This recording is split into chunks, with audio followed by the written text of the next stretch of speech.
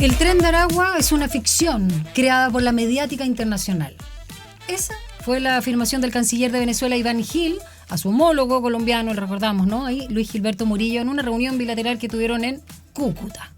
Declaraciones que calaron hondo en nuestro país, sin duda, donde fueron calificadas como inaceptables, como un insulto, en palabras, en este caso, de la ministra del Interior, Carolina Toá. Pero en la misma línea de las declaraciones del canciller venezolano, el fiscal general de ese país, Tarek William, dijo que se ha sobredimensionado el poder del Tren de Aragua, y el presidente de Venezuela, Nicolás Maduro, dio a entender en una entrevista televisiva hace poco que ellos vencieron a esta banda criminal porque ya no existe, al menos dentro de sus fronteras.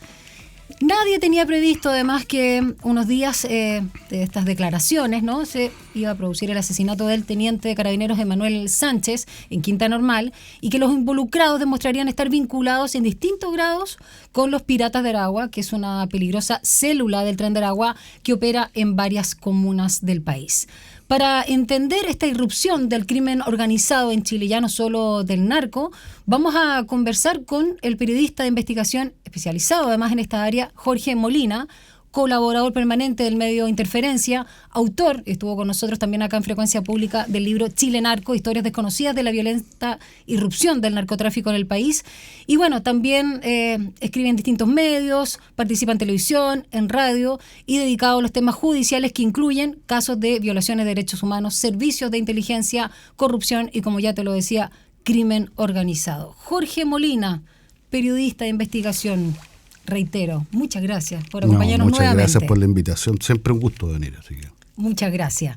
A ver, partamos con esta tesis del Tren de Aragua que no existe, y cómo también las autoridades de Venezuela se han lavado las manos de alguna forma, y señalando además como gran enemigo no solo distintos países de la región, sino el más poderoso, ¿no?, Estados Unidos, y acá la figura de Donald Trump, que dijeron que ellos habían utilizado, ¿no?, esta denominación para poder debilitar a Venezuela, y que es una marca utilizada por los narcos locales en Perú o acá en Chile. ¿Qué te pareció cuando salieron estas declaraciones, tú que has investigado el tema, más allá de lo que también señalan las autoridades locales? Mira, si uno tuviera que decir, yo creo que una es una afrenta, claramente. Dos, es una afrenta. O sea, aquí nosotros no podemos negar el Tren de Aragua porque lo tenemos acá. O sea, en las investigaciones está claro, hay mensajes, grabaciones, mensajes de texto. Escribe el fugado líder del Tren de Aragua que estaba en la cárcel de Tocorón, Niño Guerrero. Entonces, sí. O sea, la historia es una afrenta, y en buen chileno quiere decir que nosotros somos tontos, ¿no? Y que todo lo que no existe. O sea, esta historia de la ficción mediática, no sé, es como que hablar a Trump, ¿no? Solo que en otro lado del arco político.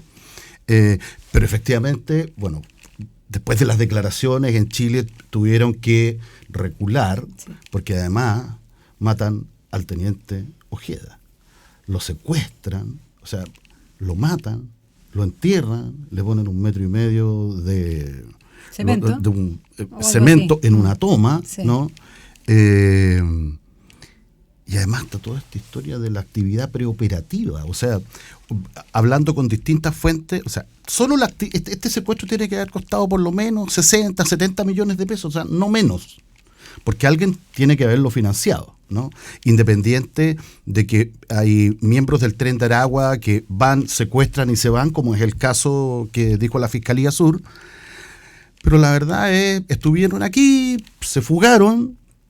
Hay unos errores en el tema que son bastante absurdos en la operación del secuestro y el intento de sacarlo de Chile,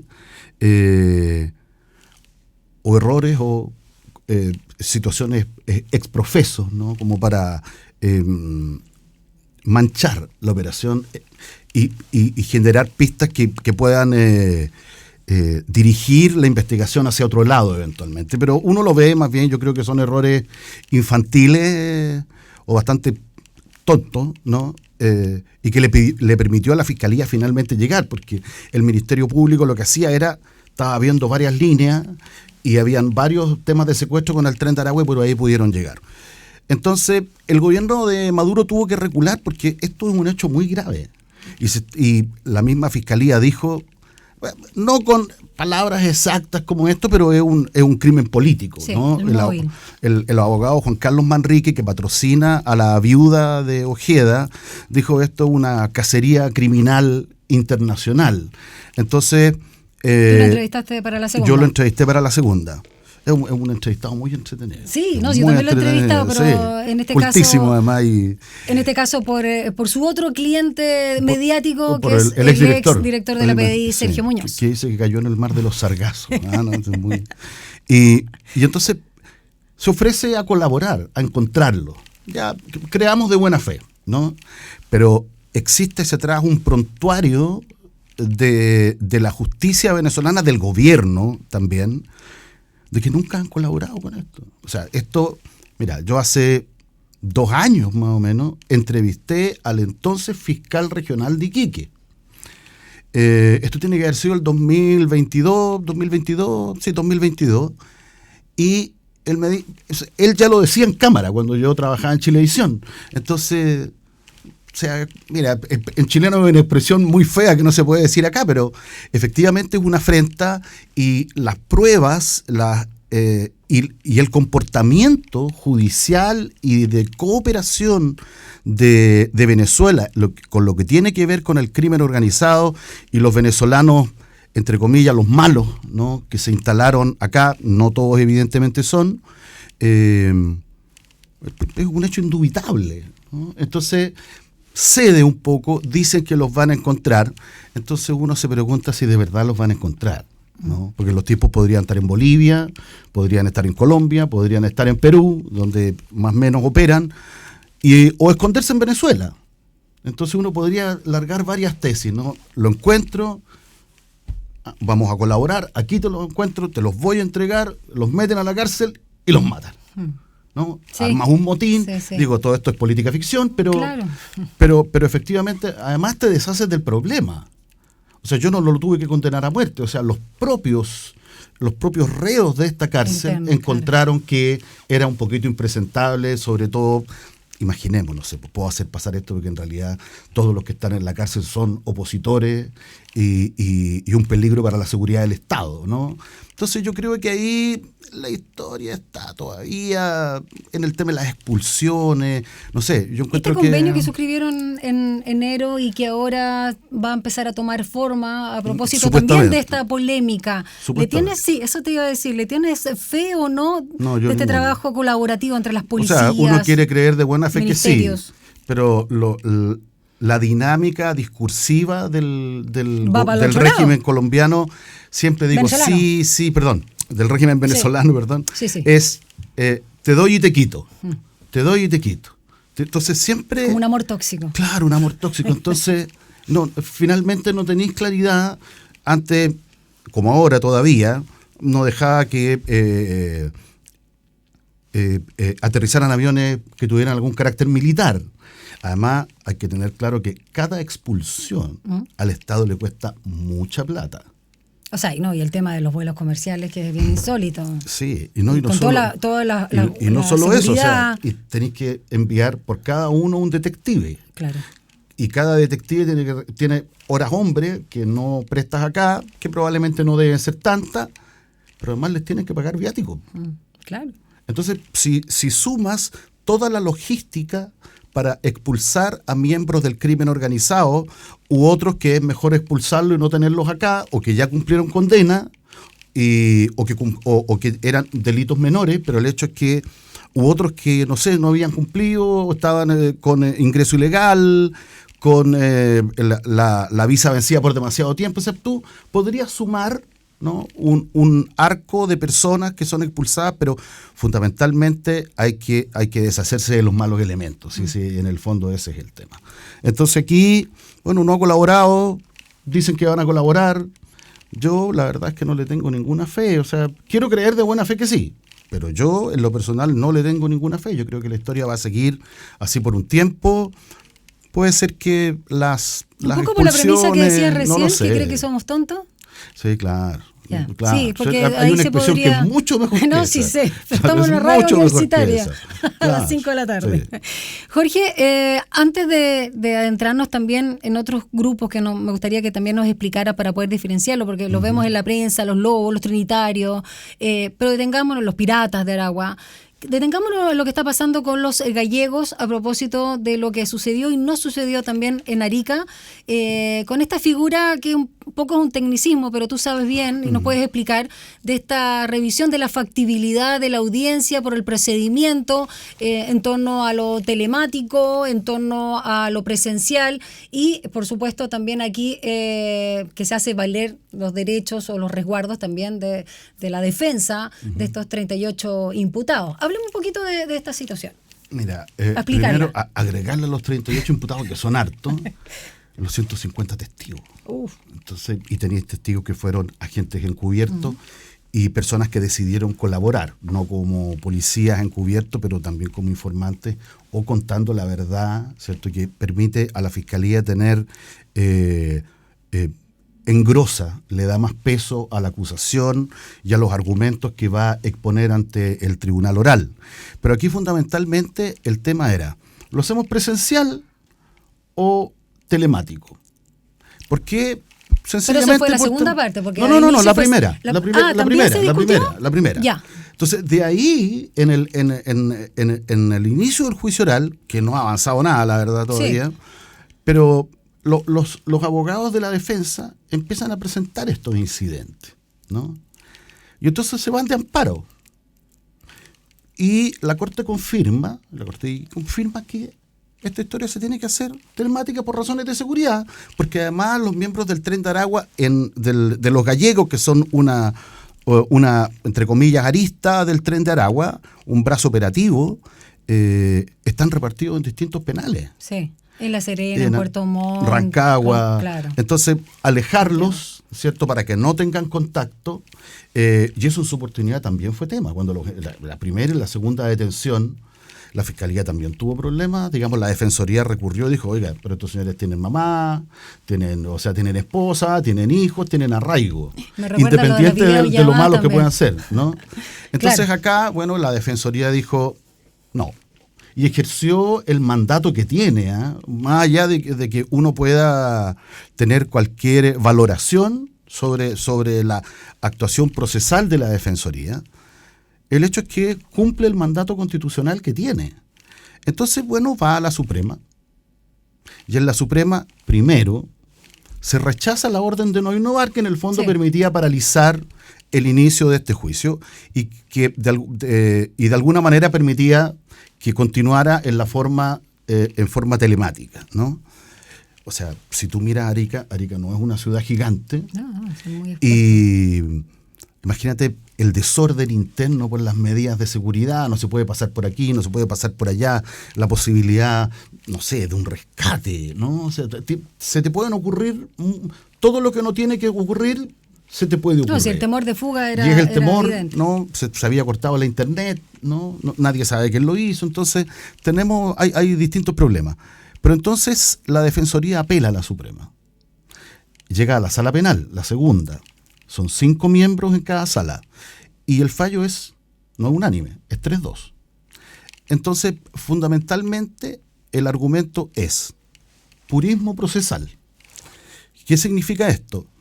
Que no puede quedar nada sin hacer que no se apegue estrictamente a la bilateralidad de la audiencia. Es decir, antes, en el sistema antiguo, el juez del crimen era juez y parte. Cuando cambia el nuevo sistema, hay un defensor, hay un fiscal y un juez que hace el control de constitucionalidad de la detención, de medidas intrusivas, de la revisión de cautelares.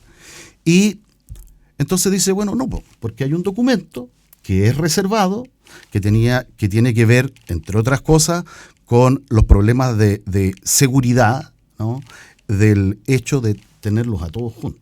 Y por cada uno también, ¿no? Entonces ocurre que la Suprema, bueno, se pone creativa y dice, señor, usted le tiene que al menos mostrar la historia. ¿Qué pasa con esto? Bueno, el debido proceso, el cumplimiento de las normas del Estado de Derecho y además porque el viejo dicho del Palacio de Tribunales que es cuando Dios no está, la Suprema lo reemplaza, ¿no? Entonces, ocurre ahí que ahora tiene que volver a verse en Iquique, volver a analizarse, pero con ¿En otros, Arica? Perdón, en Arica, yo hoy día ando así entre No sé, Colombia, entre Colombia, Iquique, Venezuela, claro. Iquique, todo queda cerca. Claro. Tienen que con jueces no inhabilitados, ¿no? Entonces hay que conformar otro tribunal. Pero no se va a ver nada que tenga que ver con el juicio oral en sí mismo, no con la acusación, no con los argumentos, no con los testigos ni nada, sino que lo que se va a analizar es la factibilidad. Sí, exacto. ¿No? Puede que se resuelva en el mismo sentido, que se confirme, o que se revoque a medias, o se confirme a medias, cualquiera, ¿Qué sería digamos, a medias? que haya algunos que estén más cerca, ¿cierto?, de Iquique y que vayan presencialmente. Arica, hombre. Ay, dale. Ay, Arica. Café Y, para el y yo, y invitado. eso que yo vivía ya de niño. Bueno, entonces se tiene que conformar en Arica un nuevo tribunal. Pero eso, la verdad es que no incide en el juicio, pero lo que sí ocurre es que esta historia se ha demorado, se dilata, y tienes que tomar además, mira, todos los testigos, los que son civiles, ¿no? Hubo un juez creativo antes que dijo que había que pasarle la información sobre los agentes encubiertos y los testigos a los abogados defensores. Sí. Uno podría decir, mira, de nuevo, la ¿Ese fue bilateralidad... ¿No? ¿Héctor Barraza? No me acuerdo. Parece que nombre, sí, el fiscal de Arica. Sí. Creo. No. El juez de garantía. Ah, el juez de garantía. Ya, ok. Que Carrera se llama Mario Carrera, el regional. Sí, Mario Carrera, Sí. ahora, sí.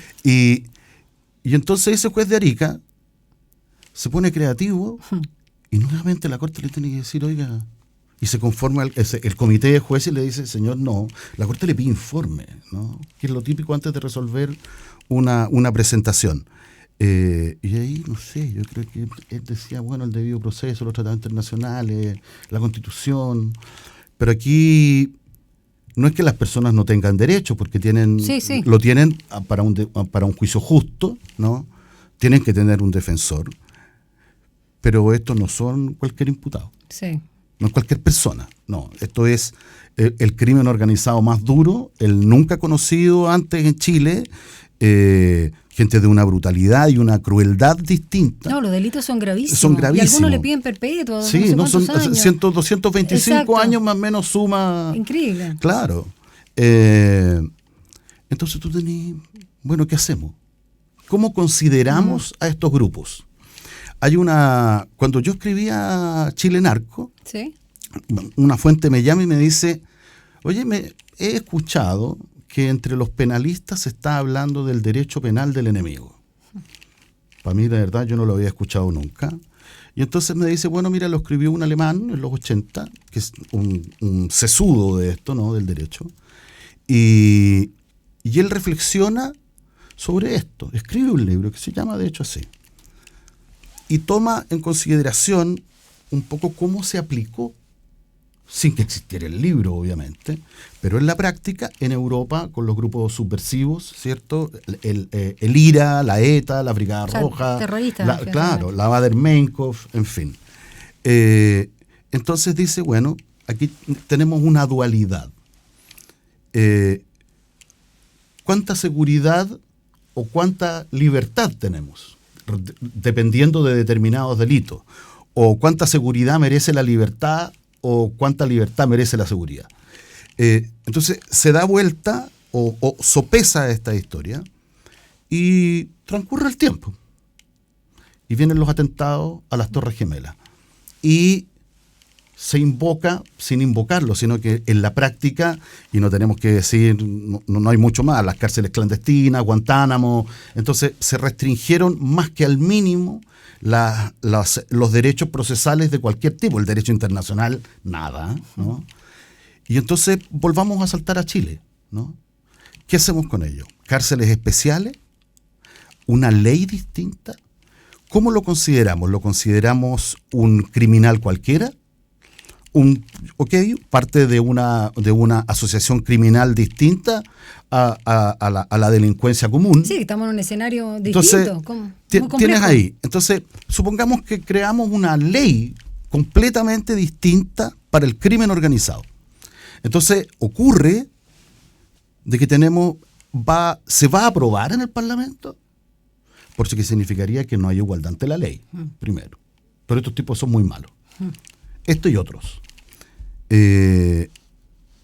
Ahora hablando de los gallegos, por cierto. Sí, no, y en general. En general, bueno, sí, crimen organizado. Crimen organizado, pero tomemos a los gallegos como Sí. ejemplo. Y entonces, bueno, supongamos que aprobamos una ley, pero esa ley tiene que pasar por el Tribunal Constitucional, que es el control de constitucionalidad, pero además tenemos el de convencionalidad a partir de los tratados internacionales que ha suscrito Chile y que tienen rango constitucional también. Entonces, si tú te das cuenta, estamos en un escenario que es muy complejo, pero o sea, se tienen que construir, según los gendarmes, entre 4 y 5 cárceles más. Cada penal debiera tener módulos de máxima seguridad, no de alta. Tírate una hipótesis, Jorge, de lo que podría pasar con lo que está sucediendo ahora con los gallegos y el tema de la factibilidad. No, si los van a condenar. O sea, no hay ninguna posibilidad de que no. O sea, imaginemos uno con menos pena de pronto, pero, o sea, los van a condenar. Sí o sí. O sea, las pruebas son demasiado contundentes. O sea, los cuerpos enterrados, las torturas, secuestros, extorsiones, y bueno, y hay declaraciones, hay no confesiones, sino que personas que estuvieron allí. Pero respecto al procedimiento mismo. No, yo creo que todo se hizo con autorizaciones judiciales, o sea, en eso no hay bache, o sea, no soy el relacionador público de la Fiscalía, pero Carrera hizo un gran trabajo, y el equipo también, o sea, acuérdate que en este caso ya hay un capítulo en Chile Narco que se llama Fiscales en Peligro. Sí. Hay uno antes también, pero ese es como el más actual, donde el fiscal que tramitaba formalmente la causa lo tuvieron que relocalizar con la familia. Entonces, ¿qué ocurría con él? Que esto es Arica, dale con la historia. Él va a su auto con un detective, se le cruza un auto, lo apunta, se va. No lo pillaron, ni el auto, ni al tipo. Luego, afuera de la fiscalía, había una mujer, y entonces un analista de la Fiscalía de Arica dice, esta cara me suena, yo sé que le he visto. Estaba por ahí mirando, entonces, sapeando, como se dice. ¡Pum! Los vio y efectivamente llegó la policía, la PDI, le hizo un control de identidad y efectivamente era ahí. Y ella vivía muy cerca de la fiscalía. Recuerdo ese caso. Entonces tenían un infiltrado que era del Tren de Aragua y él les dice, bueno, aquí algo grande va a pasar. Yo no sé qué es, pero algo grande va a pasar. Entonces, ¿qué hace la policía? Empieza a apretar, porque en los bajos mundos siempre hay alguien que escucha algo, ¿no? Y empezaron a apretar, y descubrieron unos tipos que traían un fusil, ¿no? Con mira telescópica. Entonces, a 150, 200 metros, alguien que sabe disparar algo así, la verdad es que no era muy difícil pegarle un tiro al fiscal regional. O sea, imagínate. O sea, después de eso significa que vienen los copiones, ¿no? Sí, todos los que siguen después, que copian el método y empezamos a matar fiscales o periodistas o policías. Que sucede en otros se ocurrió, países, entonces duda. se puede. Sí, ¿no? Exacto. Entonces, yo creo que ese es el tema con los gallegos, que mira, va a pasar, se va a demorar más, se va a demorar menos. Ahora llegó un abogado que asumió el patrocinio de 16, otros incidentes, él no ha tenido de pronto acceso a toda la causa. Sí. Entonces, vienen otros incidentes y podría pasar cualquier cosa, ¿no? Podría pasar cualquier cosa que nuevamente se retrase. Si el tribunal le dice que no, la verdad es que no es problema mío. El tipo puede ir a la corte y la corte le puede decir, mire, ¿sabe qué? De verdad usted no ha tenido acceso a los antecedentes, entonces le vamos a dar un plazo prudencial.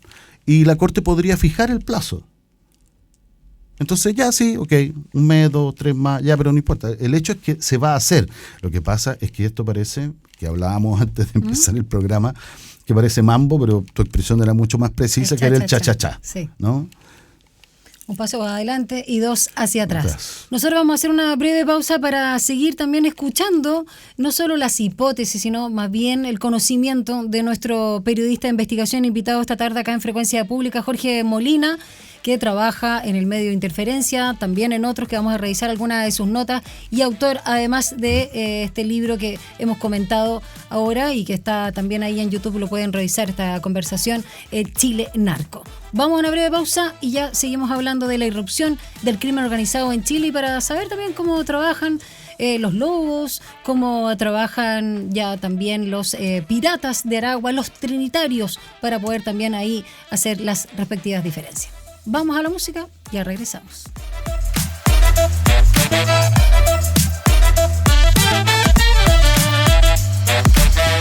Continuamos la conversación con Jorge Molina. Yo les decía antes de ir a la pausa, periodista de investigación especializado en crimen organizado, sabe también mucho en torno a los temas judiciales, violaciones también de derechos humanos, servicios de inteligencia, todas esas cosas interesantes que uno ve en Netflix, pero cuando está en la realidad a uno le duele y no sabe tampoco cómo comprender estos mundos de cómo se mueve el crimen organizado, la corrupción y todos los temas, ¿no?, que se superponen a propósito de lo que señalabas en relación al juicio. Hasta ahora, digamos, esta audiencia, digamos, que no avanzó mucho en torno a los gallegos en Arica.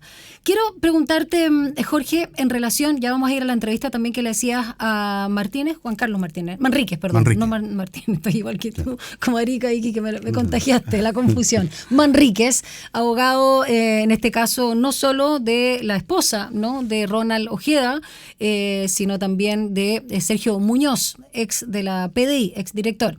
Ha sido bastante mediático. Pero quiero detenerme un poquito para hacer las diferencias entre los distintos grupos. Partamos con los trinitarios. Cuéntanos de qué se trata, porque todavía gente mete en el mismo saco a todo, incluso con las nacionalidades. Uh-huh. Y tengo entendido que los trinitarios, también una banda criminal transnacional, pero de origen dominicano, independiente de que después hay miembros de otros países y que nacen en un penal de Estados Unidos. Sí. Mira, ellos nacen a principios de los 90, el año 93, como una, aquí más que banda ya les llaman pandillas, ¿no? Y se van a convertir posteriormente en una organización. Pero fundamentalmente nacen para defenderse de las otras pandillas que están adentro de la cárcel. Algo que lo vemos en las películas, digo, no tiene en ese sentido ninguna novedad porque lo conocemos, ¿no? Y empiezan a reclutar a jóvenes en los colegios en Estados Unidos, ¿no? Entonces se vuelven... ¿Latinos? Latinos. Se vuelven intrapenitenciarios y extrapenitenciarios. Entonces siguen teniendo cierto control de ingresar droga, tratar de tener cierto control territorial interno, pero claro, ahí es un poco más difícil porque las cárceles tienen un poquito de todo allá, ¿no? Grupos que también tienen poderes o clanes o grupos que se juntan nomás, ¿no? Y entonces son dominicanos, parten en Estados Unidos, pero no solo están allí, o sea, están en República Dominicana, Estados Unidos, pero también están en España. Efectivamente, ellos se transforman en una banda transnacional. El Ministerio Público los detectó hace un par de años, fue una investigación larga, ¿no? Las organizaciones en general funcionan más o menos de la misma forma. Aquí hay un tema que es distinto en términos de su identificación. También son intrayecta penitenciarios, como decíamos. Hay varios dominicanos presos acá, no, ellos no son los primeros, pero ellos son los trinitarios, son la banda, tienen la organización, pero sobre todo, y eso es lo que llama la atención, conocen demasiado bien su negocio, son muy buenos empresarios del crimen, tenían mucha plata, se instalaron en un lugar donde empezaron a controlar, le quitaron el control a bandas chilenas, y ellos vendían de todas las drogas, o sea, no solo cocaína y marihuana, sino que cocaína, marihuana, éxtasis, o sea, todo lo que se moviera. Pero además compraban propiedades. Tenían una prostíbulo de día, discoteca de noche, ¿no? Y se compraban y se movían y usaban fundamentalmente para la venta de droga a la gente que estaba en los rucos, ¿no? La gente con menos posibilidad. Y ahí, claro, uno dice tipos que les da exactamente lo mismo. Y son, al igual que las otras bandas de este tipo, como el Tren de Aragua, en algunos casos los colombianos, que no tienen miedo a morir.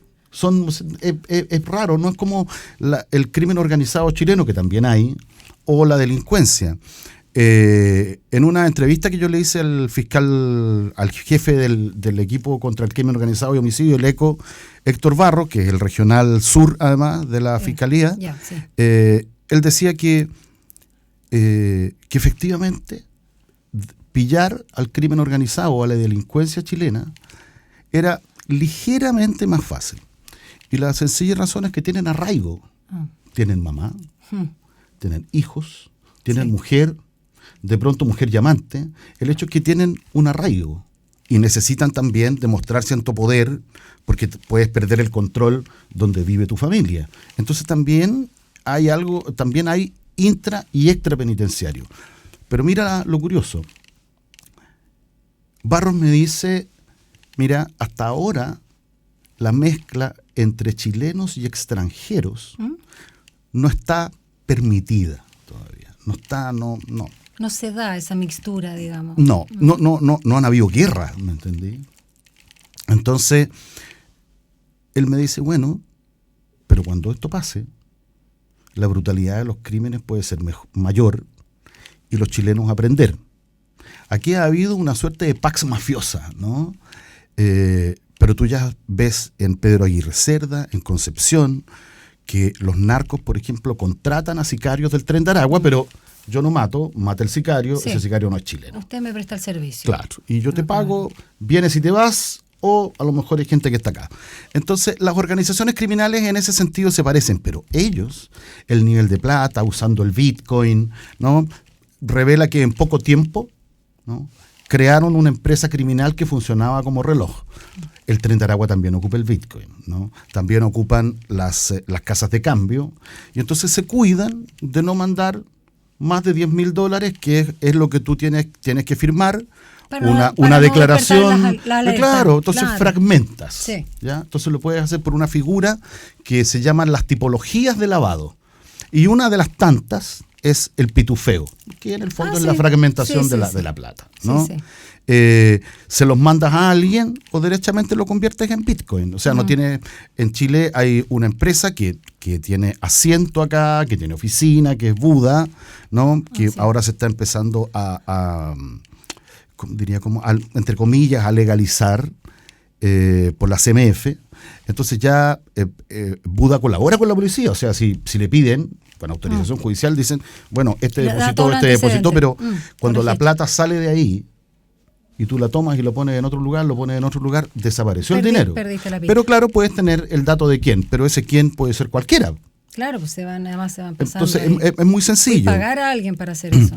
De hecho, la Fiscalía tuvo investigaciones con una empresa que era donde estaban solo venezolanos, donde se enviaban grandes remesas de dinero.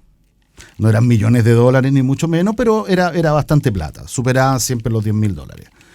Y eran solo venezolanos y habían constituido para esta empresa una sociedad por acciones, que en el fondo es una sociedad en un día. Tú la creas, en algunos casos no tienes para qué publicarla en el diario oficial. Entonces, si tú te das cuenta, detener estos tipos es muy complejo. Tienes que seguir, vigilar, analizar financieramente la organización, ojalá infiltrarla,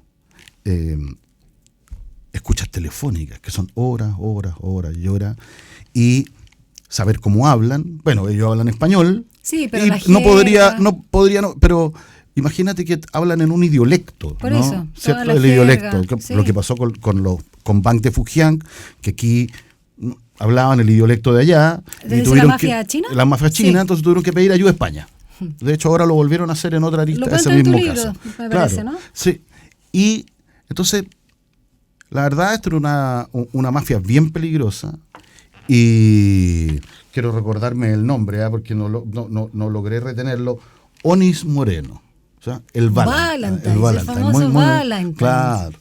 Y él se logra escapar. Pues era de los piratas, ¿o no? No. ¿Cuál era? Esto es los trinitarios. Los trinitarios, sí, Valentine. Sí. El Valentine, nombre claro, whisky. Claro, entonces ¿Por qué se arranca? Justo sale. Sí, pues sí. Algo le llamó la atención, no lo sabemos. Pero lo bueno, digo, de esto es que la Fiscalía los desarticuló. El problema es ¿dónde los deja? Claro, los puede separar y dejar algunos en los módulos, en el módulo de máxima seguridad, pero imagínate en el módulo máxima seguridad, 2 miembros del Tren de Aragua, esta vez de la arista de Iquique, ¿no? Sí. Les pillaron cuchillos, puñales, y se supone que no tienen nada con qué hacerlo. Entonces, la delincuencia en general o el crimen organizado es muy creativa. O sea, siempre le está disputando evidentemente el poder al Estado cuando opera, pero adentro también son muy creativos. Y vayan a la delantera. Jorge, en pos del tiempo, y quiero detenerme ya a propósito de lo que señalabas ahora, Iquique, y por eso también quizás también la confusión inicial con lo de Arica, porque estaba ahí en tu retina. Tú hiciste una nota hace muy poco para Interferencia, el 13 de abril, de hecho, fue publicada, que es Corte de Iquique, así dice el titular, confirma condena a narcos del cártel de Sinaloa que pretendían traficar 6 toneladas de cocaína hacia Europa. Y en este caso, además, se trata de parientes, nada más ni nada menos que del Chapo Guzmán. Y hablemos también del trabajo ahí de la operación Vendimia. Obviamente invitados a leer, por supuesto, Interferencia. 2020, enero del 2020. Dato de la DEA, Policía Española también, va a cruzar Ricardo Salazar Tarriba. O sea, ya saben quién es. Él ya viene infiltrado en el fondo. Y llega a Chile en septiembre. Entonces, la policía y la fiscalía, sí, del mismo año. La policía y la fiscalía tienen que preparar una operación. No es sencillo preparar una operación porque tienes que designar quién va a ser los agentes encubiertos reveladores, que así se llaman, los AER, y designan a uno que es Rodrigo, que es en el fondo el que va a estar al lado de él durante 300 y fracción días, casi 400. Y le va a servir en todo. Anda a buscarme la cocaína, consígueme químicos, por ejemplo, para ver si la cocaína que traigo es de buena calidad, que es lo que me prometieron. Veamos por dónde la vamos a sacar, si es portuario, si es por vía marítima, y después intentar mandarla por avión, ¿no? Y le sirve para todo. Contratarle el departamento, cosa de él nunca tocar nada. Tocar nada. Y que nadie lo identificara. Entonces se empieza esta investigación todo el 2020, lo típico. Rodrigo se llamaba, en la investigación se llamaba AR40, es un buen nombre. Y tenían una identidad operativa, es decir, le tienes que sacar carnet, certificado de nacimiento, tu papá no son tus papás, tus tíos no son tus tíos, crearle una historia ficticia, ¿no? Que además se la tiene que aprender. Los infiltrados no son cualquier tipo, ¿no? Son escogidos, tienen que tener... Un Thomas Ripley cualquiera. Claro, tienen que tener ciertas características psicológicas, aparte evidentemente de que los preparan, ¿no? Sí. Bueno, sigue esa operación y él lo empiezan a embaucar. Hay cocaína real entre medio, que es la prueba, y lo embaucan con que va a llegar el embarque, pero por distintas razones climáticas, ¿cierto? La cantidad que él quería no llega. Pero estamos en pandemia. Además. Estamos en pandemia, sí, estamos en plena pandemia. Sí. Y de hecho él aparece en algunos casos con mascarilla, en otras no. Hay las filmaciones, por ejemplo, está en pleno Iquique, conversando con el encubierto, y las filmaciones desde un auto de los detectives. Y ahí hay un detalle, porque de pronto Salazar Tarriba mira el auto y la cámara se mueve, como un poco escondiéndose, ¿no? Que son los chascarros que pueden ocurrir en cualquier operación. Bueno, finalmente, a fines de ese año, Ricardo Salazar Tarriba sufre un problema cardíaco, se interna en Iquique, pero en Iquique no están todas las condiciones, ¿cierto?, para que se trate bien. Viaja su hermana, entonces. Ahí está. Y su hermana se llama Yolanda Salazar Tarriba. Ambos tienen parentela con el Chapito. El Chapito se habla de él en la investigación. Y por tanto, parientes del Chapo.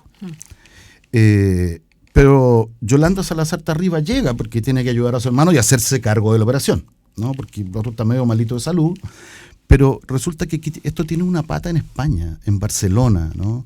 Y ahí está Morris Ochea, que es el hijo de Yolanda Salazar Tarriba, ¿no? Yolanda Salazar Tarriba es una mujer muy culta, ¿ya? Ricardo también, gente que habla bien, ¿no? Que tiene, no son delincuentes comunes, no son tipos que andan como con el pistolote, no, esto es un negocio, ¿no? Tráfico, ojalá no tocar la droga y plata, bajo perfil, y mucha plata, sí, claro, ¿no? Y Morris Ochea se movía con, él originalmente es de Irlanda, ¿no? Y se movía con un inglés que la policía española sabía perfectamente quién era, que usaba una identidad falsa. Viajaban a Dubái, que es allá donde se hacen las negociaciones, porque es un lugar donde nadie pregunta mucho. Mientras no te pongas creativo, está todo bien. Y consumas, por cierto. Y la droga que logra salir de aquí, muy pocos kilos, la meten en un container que se llama gancho ciego, la figura. Va otro envío, plátano, ponte tú, y ahí meten la droga. Pero yo no tengo nada que ver con los plátanos, ¿no? Entonces esto llega a los Países Bajos. Entonces la idea era desactivar la organización en Europa. Aquí trabaja la policía francesa, española, belga y, si la memoria no me falla, también la holandesa. Entonces llegan y allá algo les llama la atención a la organización criminal y le informan a Salazar Tarriba, a los hermanos Salazar Tarriba. Entonces le preguntan a su gran contacto, que es Rodrigo, que es el agente encubierto, y le dicen, bueno, yo me quiero arrancar por un paso no habilitado. Le dicen, no, te van a pillar, ándate por el aeropuerto, que es lo más sencillo. Y va al aeropuerto y ahí lo detienen. Entonces, manipulado, claro, ¿no? Sí. Y el tramo entre el aeropuerto y la cárcel parecía como la comitiva del presidente de Estados Unidos visitando Chile, porque ¿qué es lo que no estaba claro? Es si había otros miembros del cártel de Sinaloa en Chile que eventualmente pudieran estar vigilándolo, cuidándolo, ¿no? Sí. Y, bueno, que lo rescataran o sencillamente lo mataran para que no hablara. Bueno, nada de eso ocurrió. Nunca han obtenido la libertad desde que los pillaron, que esto es más... fue un éxito la operación. Sí, absolutamente. O sea, sí. O sea, la fiscalía un poquito se jacta de esto, ¿no? Y los detectives también, que es como los primeros que logran infiltrar al cártel de Sinaloa, pero bueno, pero está bien, hay que darle el mérito. No hay que darle el mérito. Jorge, bueno, esa... Y la Corte, bueno, confirmó ahora sí. la sentencia y... Bueno, ya no tienen nada que hacer, o sea, son 18 y 15 si la memoria no me falla. O sea, esa historia la pueden revisar entonces en Interferencia, y al igual que también pueden leer otros de los contenidos, en este caso una entrevista que hace para el diario La Segunda nuestro invitado Jorge Molina a Juan Carlos Manríquez, este abogado penalista que ya te comentábamos, que no solo defiende al exdirector de la PDI, Sergio Muñoz, por los delitos derivados del caso Hermosilla, sino que representa también a la esposa del exteniente venezolano Ronald Ojeda, secuestrado y asesinado en nuestro país. Brevemente, porque ya se nos pasó el tiempo volando, fascinante también todo lo que nos explicaste. ¿Qué te llama la atención de la personalidad de Juan Carlos Manríquez? No, o las declaraciones. No, él es un hombre muy culto y tiene es simpático, grandes ironías. O sea, cuando en la entrevista me dice, yo le pregunto por el director de la PDI, o sea, a ver, perdón, el director de la PDI, y le pasa información, en algunos casos reservada, otros un poco más pública, pero el hecho es que hay alguien que le está pidiendo información reservada, protegida por ley, sí, estamos claros, a un abogado externo que decía, bueno, yo soy el abogado del presidente, tengo un prestigio, y entonces es por la revelación de secretos finalmente por lo que lo formalizan y le dan prisión preventiva. Pero Manrique, perdona, que yo lo entrevisté también por lo mismo, ¿sí? Decía que casi pecó de ingenuo y era un servicio a la patria. A mí me dice que quedó enredado en el mar de los sargazos. Sí, claro. ¿No? Pero es una expresión muy buena, ¿no?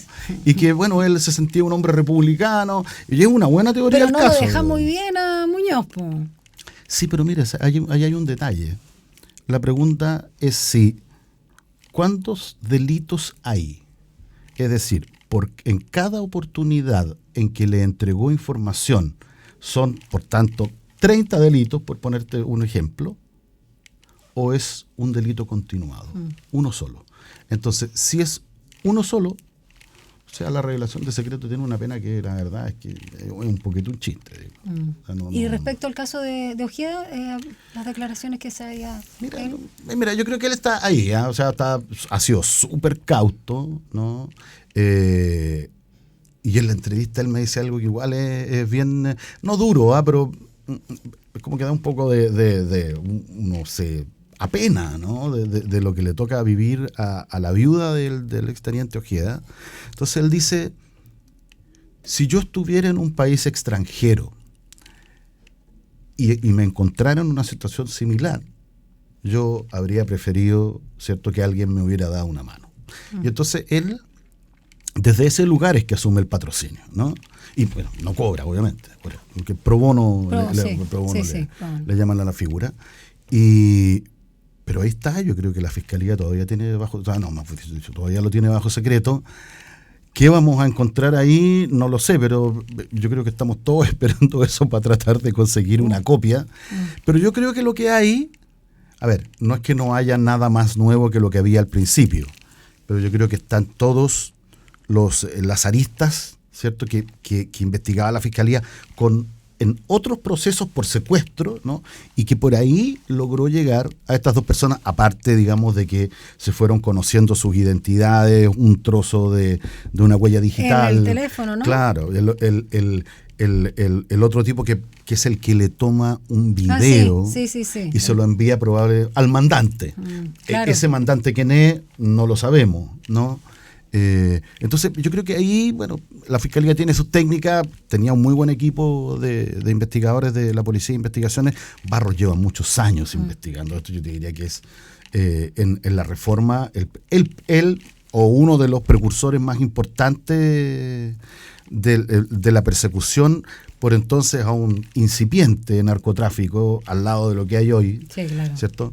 Pero mira, está difícil, digamos, aclarar el tema, pero por lo menos hay dos identidades. ¿Se viene un nuevo libro a propósito de todos los temas que están surgiendo ahora? Yo tengo ganas. ¿No tienes tiempo?